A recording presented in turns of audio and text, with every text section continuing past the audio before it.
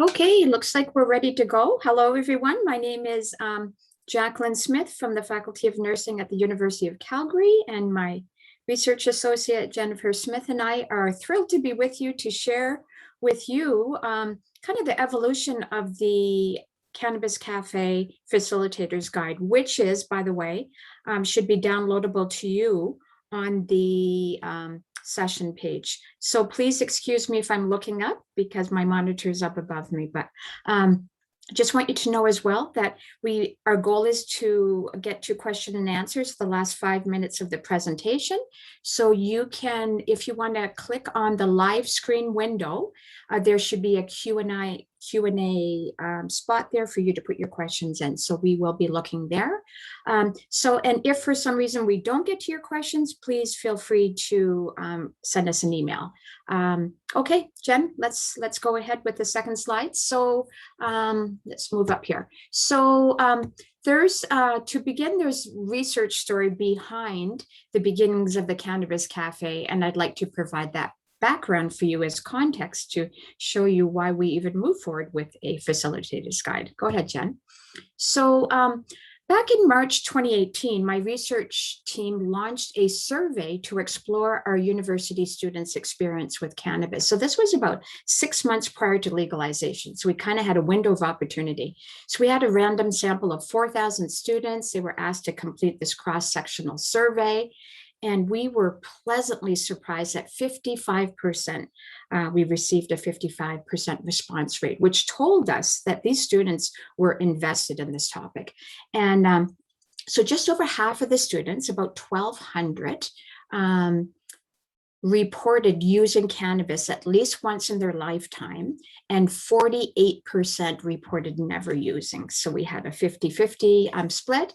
But of those who were using, 11% also said that they were using for medicinal reasons. And those who were using medicinally, 86% were also using recreationally. So very, very interesting data. But what was most important to us as we move forward was that 60% of the students requested additional cannabis information.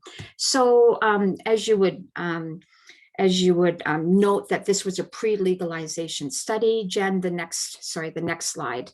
And important information that we were happy to publish within the Canadian Journal of Psychiatry and Addictive Behaviors. So next slide, please, Jen. What was important is that we found Canada's lower risk cannabis use guidelines, which was an evidence-based informed harm reduction tool. And as you can see, it was endorsed by multiple credible organizations. And we referenced it several times in our survey questions. So based on the great interest, again, of the students who wanted more education, we really wanted to position this as a focal point as we move forward, of course, now with the development of an educational initiative for our students. So go ahead, Jen. What was particularly interesting with this guide is that it had 10 recommendations listed, and it made it really easy to be able to introduce topics to the students. So as an example, students were asked about their smoking practices based on this lower risk guide. And the exact question here is, if you smoke cannabis products, do you ever inhale deeply, hold your breath after inhaling, or plug your nose? And as you can see, that many of our students were engaging in harmful smoking practices, including deep inhalation. So again, this served as a great tool for us to move forward. So go ahead, Jen. So we were ready to get started. And in order to, we didn't want to just assume that we knew what was needed and what the students wanted. So in particular, the students were a big part of a stakeholder engagement. So we brought students together along with the champions in the field. So we had researchers, we had the director of our campus mental health strategy, the wellness center involved, and we said, this is what we want to do. What do you think of these ideas? We showed them the lower risk guidelines, and it proved to be a very productive meeting and helped to inform where we wanted to go. So next slide, Jen. So what we did then is we wanted to try it all out. We try it out. We used some of their ideas. We positioned again the lower risk guidelines, and we did a pilot. And as you know, with students, if there's pizza anywhere, they came. Although it was at the beginning of the semester, we did capture good time, a good opportunity to get them. So they came, we offered lots of pizza and snacks, and we kind of set out for this intentional evidence-based discussion, harm reduction focus. We brought in the lower risk guidelines, and we just really facilitated educational topics. Go ahead, Jen. So serendipitously, in the midst of all of this, as we were creating it, Health Canada put out this grant, and it was specifically related to just substance use and addiction programs, but cannabis. We thought, okay, let's apply, and we did, and we were so happy that that was accepted. So go ahead, Jen. So now we're getting really serious. We thought, okay, we had some ideas. We trialed it out, the students liked it, and now we have money. So to go from there, we thought, when we started again formulating this idea for an educational initiative, we thought, yeah, I wonder how we could measure it. And so we decided to approach a researcher from the University of Lethbridge who's had some experience with protocol paper and feasibility studies. And we decided to create a protocol for this Cannabis Cafe education series, and that as well was published. So now we had a protocol that was guiding our initiative. Go ahead, Jen. So as our ideas grew, we determined that these were the following areas for priority. So again, we wanted evidence-based cannabis information for our students, because we know that they want the science. Students want the science. We wanted to disseminate the Canada's lower risk cannabis use guidelines, because again, incredibly evidence informed, and the utility of it was exactly what we wanted. And importantly, we wanted to address stigma, because remember, we're still into, we did the pre-legalization study. So there was a lot of dynamics going on with cannabis use. And then we wanted to support individualized goal setting for those who were using and those who were not. So we really wanted to capture that. Okay, Jen, go ahead. Next one. So here we go again, pizza and food. So we took off to do kind of this, again, a trial. We delivered it to 74 students, and this was a March 2019 cafe. And we really wanted to look at some of the barriers as well, too. Like what was preventing maybe some of that deep discussion that we wanted. And, when we looked at that trial that we did a few months prior, we realized that we were, as we wanted to start recruiting more students, like they were busy. They were really busy. And one day we came up with the idea, I wonder if we could deliver this in the classroom, because it's an educational initiative. It's evidence informed. So we approached the Faculty of Nursing and the Faculty of Social Work, and we had it approved through the Associate Dean of Undergraduate Studies, and it got approved. So we were thrilled. We're thrilled with that. We knew that food was welcomed. So what we decided to do from then, which was a recommendation at the beginning, is to engage student discussion leaders, because we thought the peers would be the best individuals to help disseminate this information and to create that engagement. So we were able to recruit students who had open experiences regarding cannabis use, who were open to diverse beliefs as well too, and who were capable of maintaining, that balanced position regarding the cannabis. And because we knew it was a really polarized topic, and we had money to pay them. So that turned out to be really successful with the recruitment of those. Okay, next slide, Jen. So after we did our pilot with 74 students, and we had our discussion leaders as students, again, we went back and looked at it, and we thought, okay, what was working? We brought them back together again and said, what worked and what didn't. So interestingly, this is what we came up with for enhancements. We wanted to include more kind of a general background knowledge about cannabis, so we enhanced what we already had. The students actually said it's too short, and we thought, okay, that's positive feedback. They wanted more. And they also wanted us to adjust the delivery of the stigma content. And Jen will be talking to you a little bit about that, how we did it. So again, really great feedback. So here we go. Next slide, Jen. The huge launch now. So now we're going into the classroom. So what I did is 1 week before we went into the classroom, I went in and introduced the whole project. We wanted to do, we called it World Cafe style, where it would be very interactive and it would include food. So all the students are hearing this. But what was important as well is that, based on the protocol paper, we also wanted to evaluate the effectiveness of it. So we said to the students, we're going to present it to the whole class, but if there's any of you who would actually like to be a research participant and evaluate it after, we'd love to have you do it. And we have incentives so we ended up creating a baseline survey, one that was immediately following the delivery of it 1 month after and 3 months after. So it was $5 for the first one, $5 for the second, $5 for the third, and $10 for a total of $25. And they were Starbucks gift cards, and they were pretty happy about that.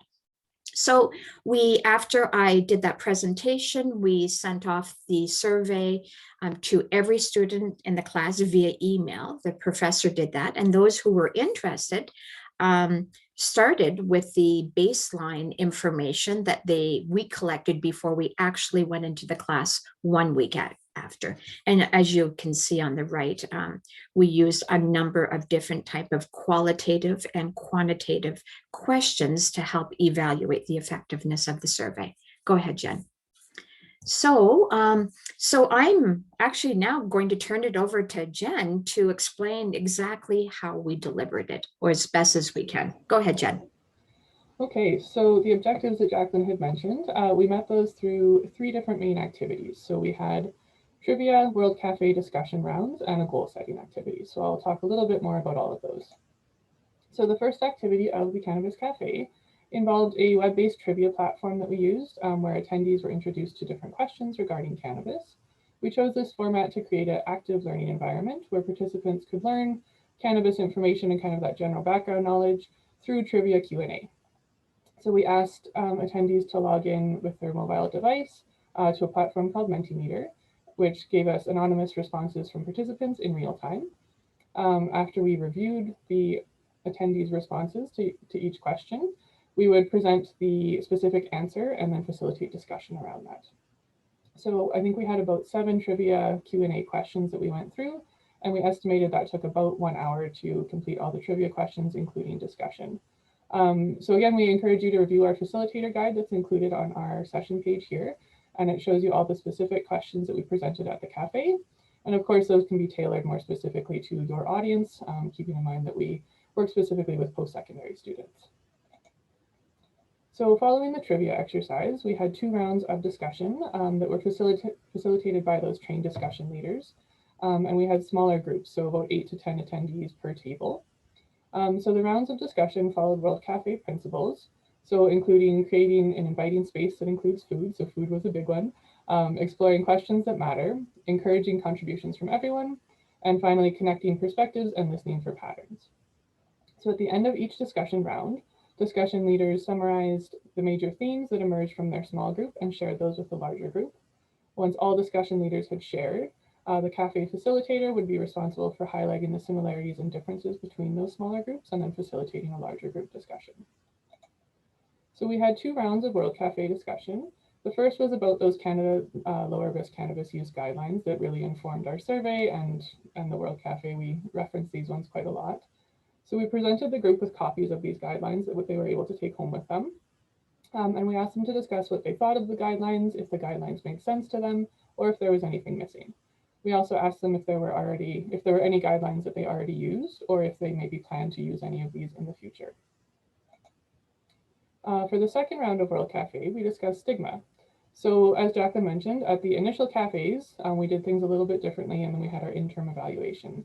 So at the initial cafes, we used generic stigma questions and just kind of jumped right into trying to discuss it. And we found that people were a little bit hesitant to jump right into that kind of discussion. So we actually tailored things after that interim evaluation, and we introduced this slide of student profiles to try to capture that more personal perspective. So the stigma profiles we presented were based on participants from that UCalgary Campus Experience with Cannabis survey that kind of informed the development of the whole cafe. So the profiles were presented to the students, and they were asked to guess which of these student profiles were most likely to be cannabis users. We encouraged discussion of the various profiles and asked why they may have thought that one profile was more likely to be a cannabis user over another. After a discussion round, we revealed that all 6 profiles were actually of cannabis users. We then presented the group with a few stigma discussion questions like, what are some of the stereotypical views of cannabis users, or how have your experiences challenged some of those stereotypical views? And we found that presenting these profiles first led to much richer discussions than when we had previously just jumped right into discussion without any kind of background like this. And our final and third activity, so the Cannabis Cafe concluded with a goal setting activity. So attendees were invited to set a personal goal about their behaviors toward cannabis using the SMART goal format. So SMART goals are specific, measurable, achievable, realistic, and time-based. And since we knew that most post-secondary students were not recent or frequent users of cannabis, we encouraged attendees to establish personal goals relating to a variety of things. So that would include maintaining abstinence or maybe disseminating some of the information. So that could be through providing a copy of the lower risk cannabis use guidelines to a friend that consumes cannabis or something like that. So those are our major 3 activities. And again, please have a look at our facilitator's guide for more detail on all of those sections. And now I'll jump into a quick overview of our evaluation of the Cannabis Cafe. So we'll start with a brief look at our methods. So the Cannabis Cafe, as Jacqueline mentioned, was facilitated as part of course curriculum and delivered right in the classroom. We made it clear that the Cannabis Cafe was part of the students' course curriculum and that research was optional and completed outside of class time. So in terms of our evaluation, all students who chose to participate were sent that baseline survey via email after that first classroom visit that Jacqueline had done, which was 1 week prior to the actual Cannabis Cafe taking place. No research data was collected during the cafes, apart from counting the number of attendees and the number of total responses to our trivia questions. And then following each cafe, an immediate follow-up survey was emailed to all students who completed the baseline survey. To ensure that participants who completed the follow-up surveys were actually in attendance at the cafe, we included a 1-word attendance code at the end of the cafe in our slides, and that was needed to actually access the immediate follow-up survey. And then we emailed out additional follow-up surveys at 1 and 3 months post-cafe. So we did a total of 7 cannabis cafes delivered as part of course curriculum to undergraduate nursing and social work students at the University of Calgary in both spring and fall semesters of 2019. So as described previously, not all students who attended the Cannabis Cafe chose to participate in the evaluation or the surveys, but this gives us a look at our baseline. So at baseline, we had 311 students complete our survey, and that was about 70% of students who actually attended the cafes. And these are some of our demographic characteristics in this table. So a few points that we wanted to just point out. So the majority of participants were female. The mean age of participants was about 23, and 60% of participants indicated that they had used cannabis at some point in their life. So that's just over the lifespan, but not necessarily indicating recency or frequency. So as Jacqueline mentioned, we really wanted to find out if the Cannabis Cafe was feasible. So this was a major focus for our evaluation. So one component of feasibility that we focused on was implementation. So this would be to what degree the initiative can be delivered as planned. So one of our first questions was, will instructors or professors express interest in hosting the cafes in their classrooms? And we found that yes, we had lots and lots of requests, and we actually had more requests than we had the time to complete. But we successfully hosted cafes in the Faculty of Nursing and the Faculty of Social Work. We also asked, will students demonstrate interest in becoming discussion leaders? And if so, how many of those will actually participate in the cafes? So we initially had 43 students express interest in becoming discussion leaders, and these were recruited from various faculties, including nursing, health sciences, and psychology. We hosted 3 different training events and trained 31 of those interested students. And of those, 26 were able to attend at least one cafe and participate in the role of discussion leader. We also wanted to know how many participants will complete that SMART goal setting activity post Cannabis Cafe. So of the 200 students that attended the cafe and completed the immediate follow-up survey, 186 chose to complete the SMART goal. So that was about a 93 completion rate. And our final implementation question was how many students from each course will attend the Cannabis Cafe during the scheduled class time? So we had about a 55% overall attendance rate, and it was quite variable among classes. So we found actually some of our cafes were delivered a bit later in the semester or were maybe close to midterms, and we think this definitely impacted our attendance rates. So based on this, we would recommend offering the cafe a little bit earlier in the semester. So another component of feasibility that we looked at was acceptability. So this would be to what degree participants see the initiative as appropriate. So the majority of these acceptability responses are based off of the 200 participants that answered the immediate follow-up survey. So we found that about between 65 and 89% found that the Cannabis Cafe was interesting, informative, and enjoyable. Between 66 and 79% found the Cannabis Cafe was relevant, a good use of time, and that they would recommend it to a friend. Between 68 and 81% indicated that they were more knowledgeable about cannabis and more aware of appropriate and less risky uses due to attending the cafe. And then of cannabis users, about half of them indicated that they gained strategies to reduce their risk or that they intended to alter their cannabis practices based on those lower risk guidelines that we presented. And of non-users, about half indicated that the cafe reinforced their decision to remain abstinent, while about 83% indicated that if they did decide to use cannabis in the future, they would reference the lower risk guidelines. So again, for more detailed information in all of these areas, please check out our facilitator guide, or we also have a webinar where we present this data in more detail. And finally, so these are kind of our overall evaluation results. We looked at a few different areas in our Cannabis Cafe. So all of our results trended in the direction we had hoped, with significant changes from pre-cafe to post-cafe follow-ups. So I'll talk a little bit more detail about each of these. So for our descriptive norms, we asked participants to estimate how many days within the last 30 days they thought an average university student consumed cannabis. And then we provided normative feedback as part of the cafe. And after that, we found that the average number of estimated days decreased significantly, and this significant change remained stable at follow-up. For external stigma, participants were asked to indicate how willing or unwilling they would be to engage in specific social situations with individuals who use cannabis. And higher total scores on this measure indicate more unwillingness or greater stigma. And as we had hoped, there was a significant decrease in total scores that remained over time. For internal stigma, same thing, higher scores indicate higher internal stigma. And we found there was a significant decrease here between pre-cafe and immediate follow-up, and this was maintained into the 1-month follow-up. And for our THC and CBD concentrations, students were asked to identify what they would be most likely to purchase themselves if they used cannabis or recommend to someone else if they were not cannabis users. So they could select from products that had high THC or low THC but high CBD. And we found that over time, more students indicated they would choose or recommend lower THC and higher CBD concentrations, which was trending in the direction we had hoped. So I will turn things back over to Jacqueline to talk a little bit about our KT. Okay, thanks so much, Jen. So I do see one question that we'll get to. So I just want you to know that we were really encouraged by the whole engagement within the Cannabis Cafe with our discussion leaders and with our the agreement to incorporate it into the undergraduate study program as well in a couple of the classes, the funding from Health Canada.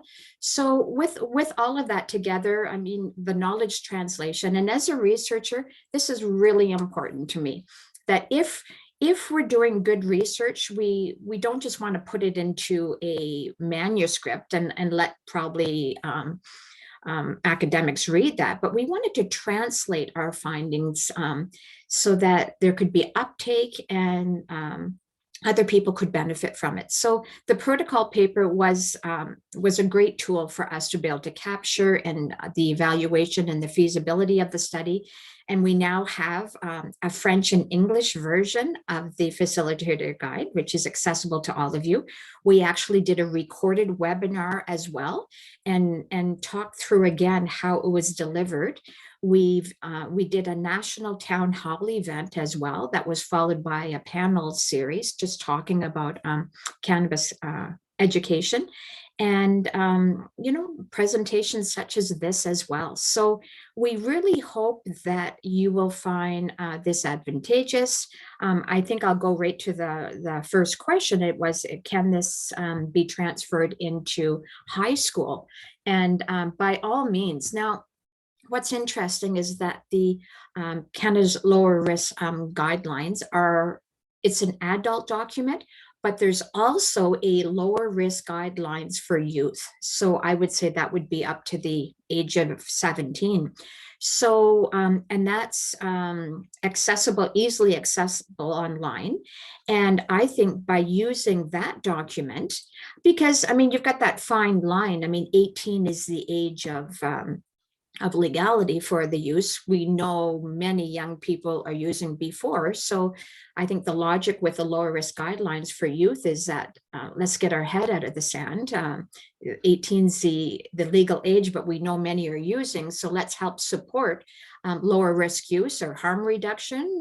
So I absolutely believe that this could be transferred into a high school program as well and support youth who want more education and I think educational institutions who are willing to deliver it. I mean, the facilitator guide is very comprehensive and in a sense evidence formed as well through the evaluations. So thank you for that question. I hope it answered.